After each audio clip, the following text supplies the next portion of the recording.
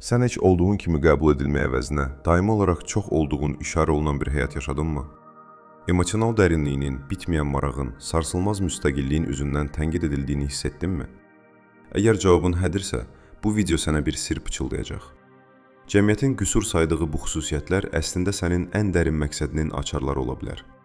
Məşhur psixoloq Carl Jung deyir ki, bir ömür boyu sahib oluna biləcək ən böyük imtiyaz əslində kim olduğunu kəşf etməkdir. Peki əslində kim olduğun adi qalıblara sığmırsa? Yoğunluğun, həssaslığın, səthi cavablara razı olmayışın düzəldilməsi lazım olan qüsurlar deyil də, nadir və güclü bir psixoloji tipin əlamətləri olsa nə olar? Əgər həyatında həmişə bir yad kimi hiss etdiyinsə, insanlar sənə çox dərinsən və ya çox mürəkkəbsən dedilərsə, bu bir təsadüf deyil. Carl Jung'un şəxsiyyət tipləri üzərində etdiyi çığır-açan araşdırmalara görə, bəzi insanlar onun fərqləşmiş bilinç dediyi bir şeyə, yəni çoxu insanın heç vaxt inkişaf etdirə bilmədiyi bir gerçəkliyi təcrübə etmə üslubuna sahibdir. İşte işin sehrverici tərəfi. Jung kəşf etdi ki, bu nadir şəxsiyyətlər çox vaxt həyatları boyu özlərində bir problem olduğunu düşünərək yaşayırlar. Halbuki əslində, həqiqətən adətən görülməyən bir psixoloji incəlik səviyyəsində işləyirlər. Amma burada bir amma var və o ammayı birazdan açacağım. Bugün bu nadir şəxsiyyət tipinə sahib olduğunun 8 açıq əlamətini kəşfə çıxırıq. Əgər özünü bu qalıblarda tanısan, bu yalnız keçmişini görmə tərzini dəyişməyəcək, bütün gələcəyini kökündən dəyişdirə bilər. Amma əvvəlcə səndən bir şey soruşmağa icazə ver. Heç emosional reaksiyalarının başqalarının təcrübə etdiklərindən nisbətsiz olduğunu fərq etdinmi? Bunun Jung'un ortaya çıxardığı psixoloji bir səbəbi var və düşündüyün kimi deyil.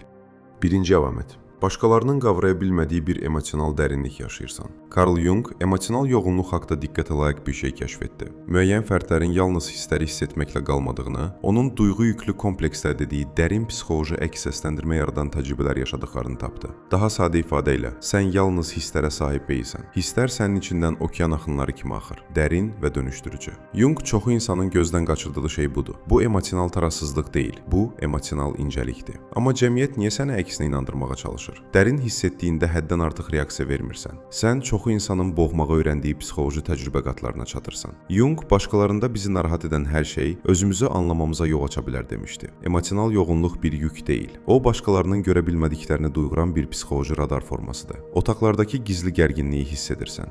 Birinin təbəssümünün gözləri ilə uyğunlaşmadığını fərq edirsən. Hər qarşılıqlı təsirin emosional alt axınlarını daşıyırsan. Çünki ruhun səthdəki xoşluqlar üçün deyil, dərinlik üçün yaradılıb. Amma işte burası maraqlaşır və bu xüsusiyyətə sahib çoxu insanın özlərini sıxışdırıb qoyan kritik bir səhv etdiyi yer. Jung emosional olaraq dərin insanların öz bacarıqlarını necə sabotaj etdiklərinə dair müəyyən bir qalıb müəyyənləşdirdi. Dünya sənə abartma, daha məqbul ol. Hər şeyi bir o qədər dramatikləşdirmə deyir. Amma Jung anladı ki, bu emosional dərinliyi boğduqda normal olmazsan, nevrotikləşərsən. Jung psixoloji bölünmə dediyi şeyi təcrübə etməyə başlayırsan. Bir yanın həqiqəti bilərkən digər yanın uyğunlaşmağa çalışır. Buna görə yəqin ki, özün olmayan biri olmağa çalışmaqdan tükənməmisən.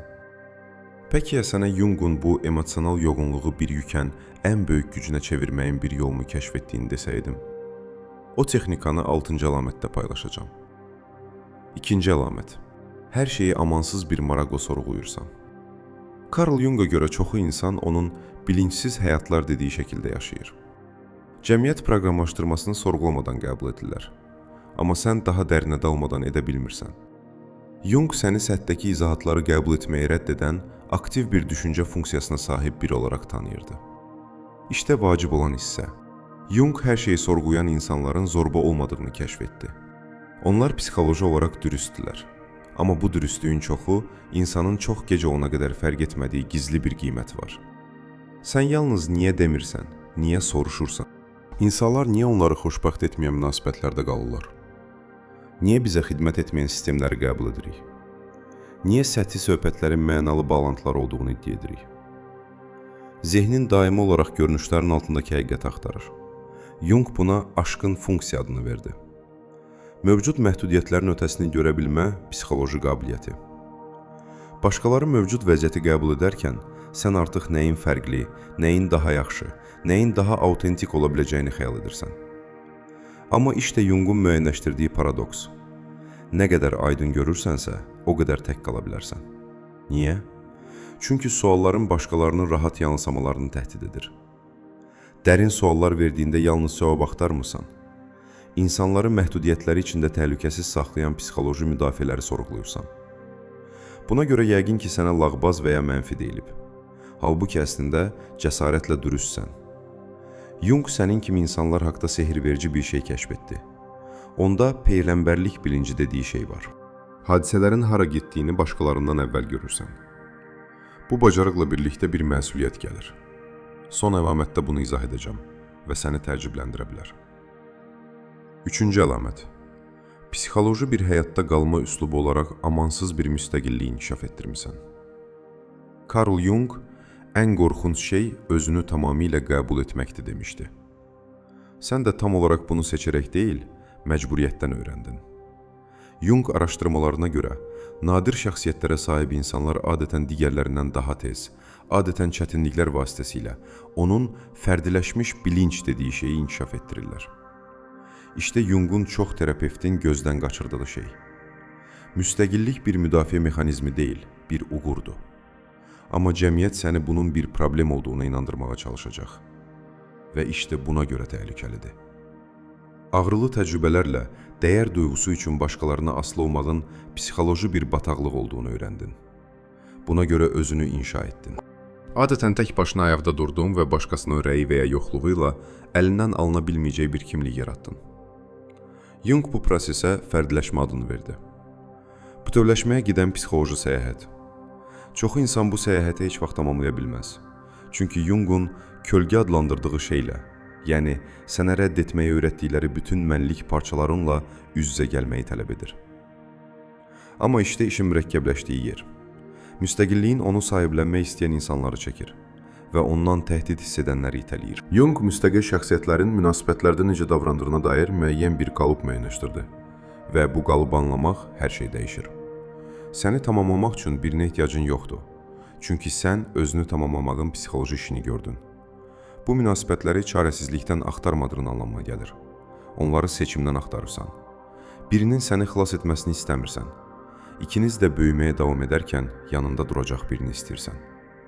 Jung həqiqi müstəqilliyə çatan insanlar haqda dərin bir şey kəşf etdi.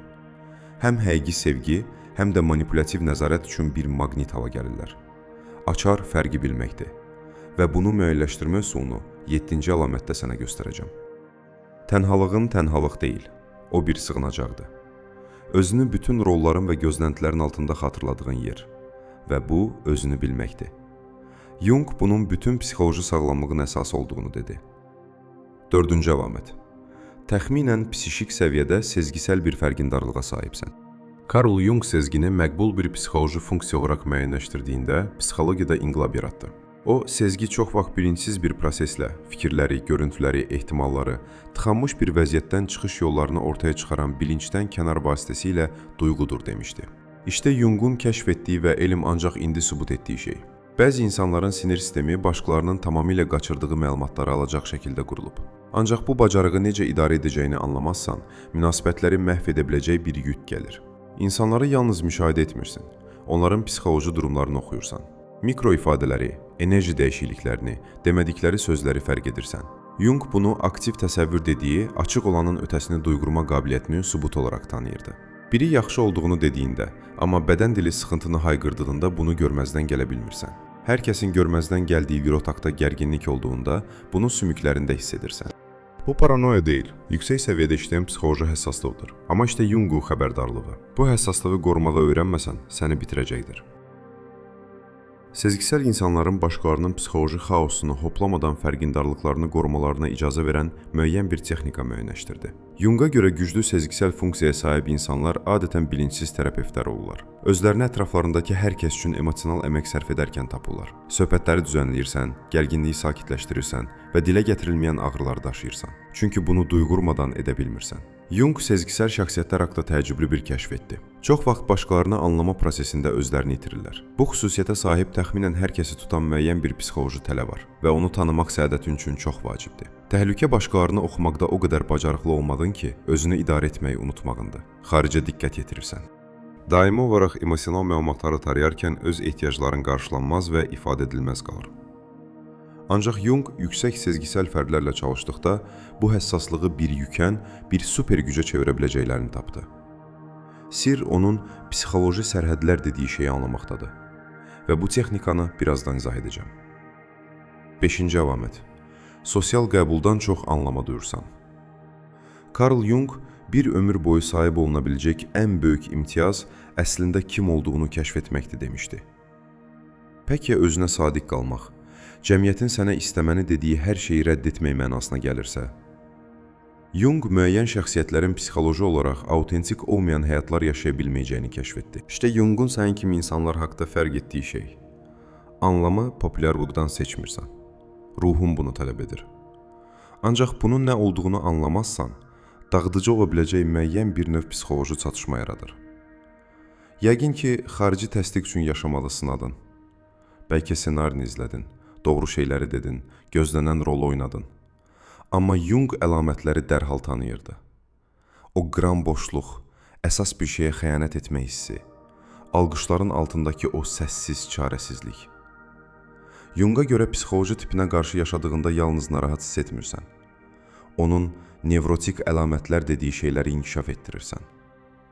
Ruhun sözün əsl mənasında saxtakarlığa üsyandı. Jung narahat edici bir kəşf etdi. Çoxu insan həqiqi anlamı heç vaxt təcrübə edə bilməz. Çünki sosial rədd edilməkdən çox qorxurlar. Ancaq sənin kimi insanlar fərqli bir çətinliklə üz-üzədirlər. Həm daha çətin, həm də daha mükafatlandırıcı. Səthi hədəflərin vacib olduğunu iddia edə bilmirsən. Maddi olmayan uğurlar üçün həyəcanlana bilmirsən. Bağlantı yerinə rahat və əsaslanan münasibətlər qura bilmirsən. Psixoloji quruluşun buna icazə vermir. Buna görə yəqin ki, öz mədəniyyətində bir yad kimi hiss etdin.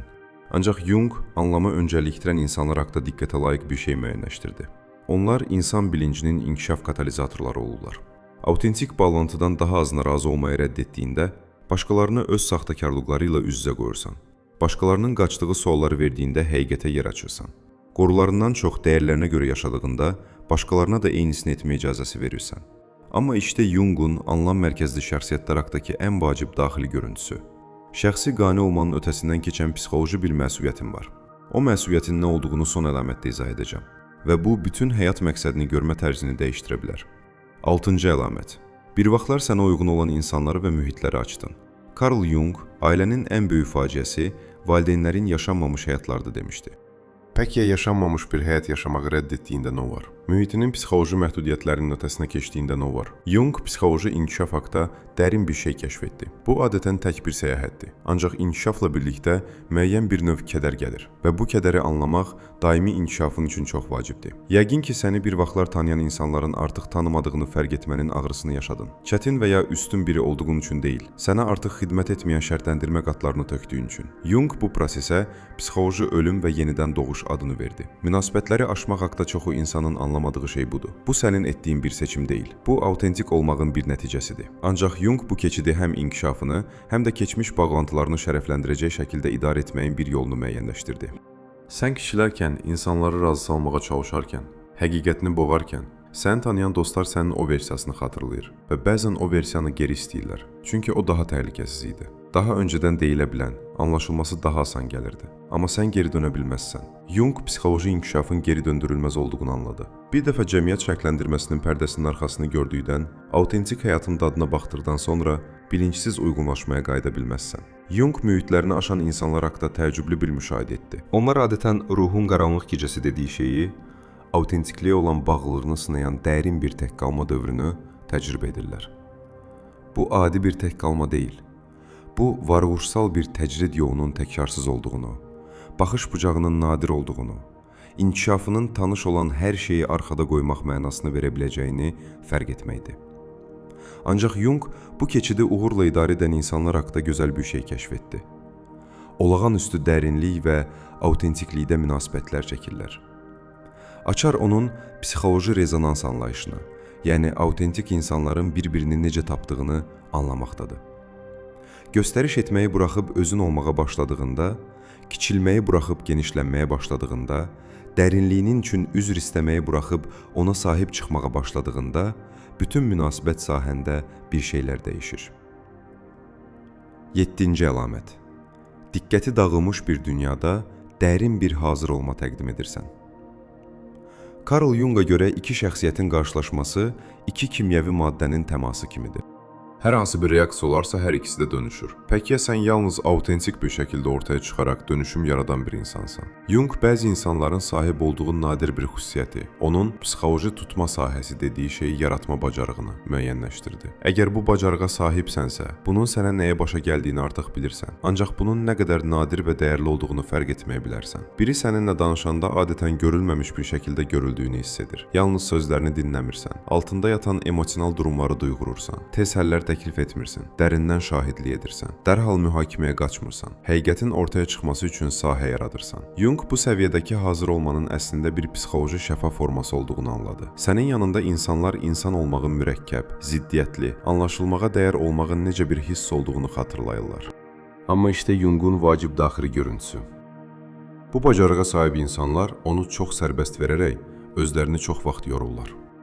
Empatik insanların özlərini tükətmədən dərinliklərini qorumalarını təmin edən müəyyən psixoloji sərhədlər müəyyənləşdirdi.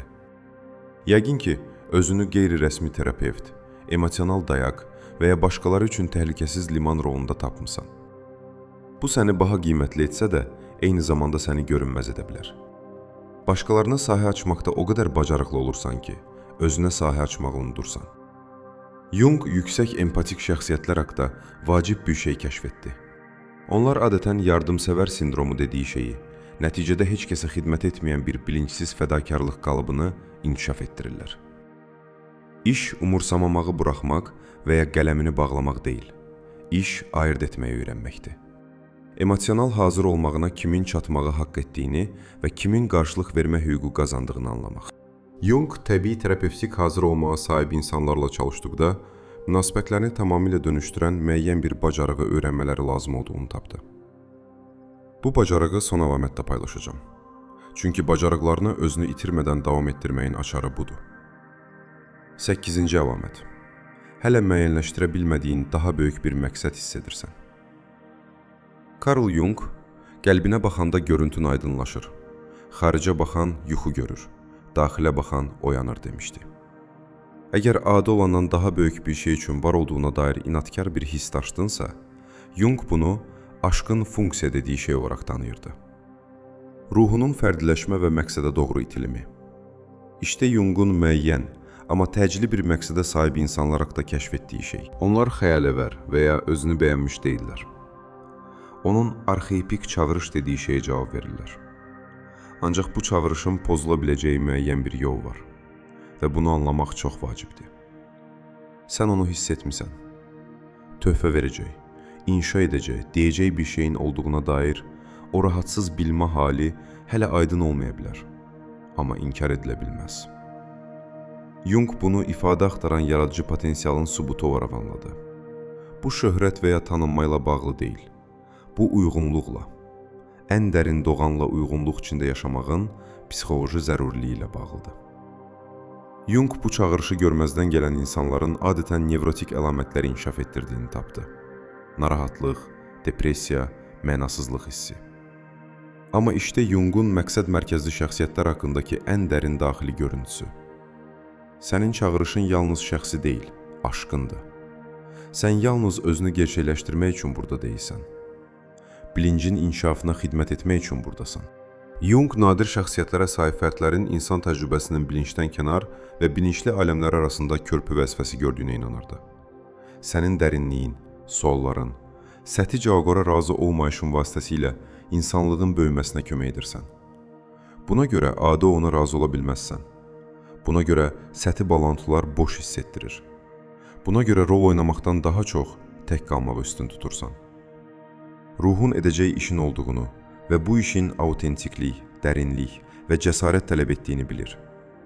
Ancaq Jung məqsədini tanımağın gətirə biləcəyi təkəbbür haqda da xəbərdar etdi. Açar həm təvazökarlığı, həm də gücü əlində saxlamaq, üstün olduğuna inanmadan xüsusi olduğunu anlamaqdır. Carl Jung bütün karyerasını sənin kimi şəxsiyyətləri öyrənməyə həsr etdi. Bu xüsusiyyətlərə sahib insanlara çoxu insanın heç vaxt çata bilmədiyi səviyyələrdə görmələrini, hiss etmələrini və anlamalarını təmin edən psixoloji mürəkkəkliyi inkişaf etdirmiş, fərqləşmiş fərdlər adını verdi. Əgər bu əlamətlərin yarısı belə sənə rezonans verdisə, sən yalnız fərqli deyilsən. Sən Jung'un insan bilincinin öncü kənarı dediyi şeyin bir parçasısan. Sən növümüzü daha böyük bir fərqindarlığa, daha dərin bir həqiqətə, daha autentik bir bağlantıya doğru itən insanlardansan. Bəli, bəzən tək hiss etdirir. Bəli, səhv anlaşılırsan. Bəli, çoxu insanın ehtiyac duyacağından daha çox cəsarət tələb edir. Ancaq Jung sənin kimi insanların insanlığın psixoloji inkişafı üçün əvəz edilməz olduğuna inanırdı. Həssaslığın bir zəiflik deyil, bir super gücdür. Yoğunluğun çox deyil, dünyanın tam olaraq ehtiyac duyduğu şeydir. Razı olmayışın çətin deyil, o cəsarətlidir. Carl Jung bir dəfə ən qorxunc şey özünü tamamilə qəbul etməkdir demişdi. Sən də tam olaraq bunu öyrənirsən və bunu edərək başqalarına da eynisini etməyə icazə verirsən.